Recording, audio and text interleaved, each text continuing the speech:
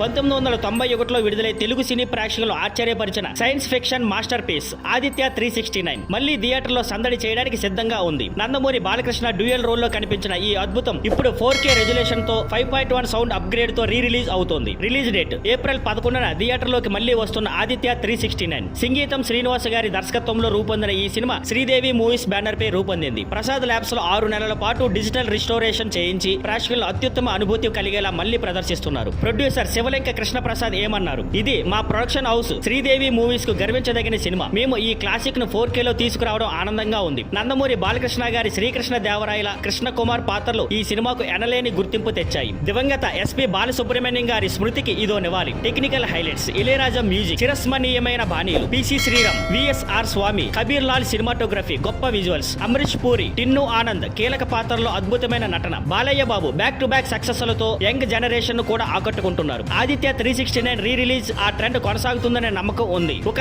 ఎప్పటికీ మర్చిపోలేని క్లాసిక్ ను మళ్ళీ థియేటర్ లో చూడటానికి రెడీనా? Thank you for watching. Please like, share and subscribe.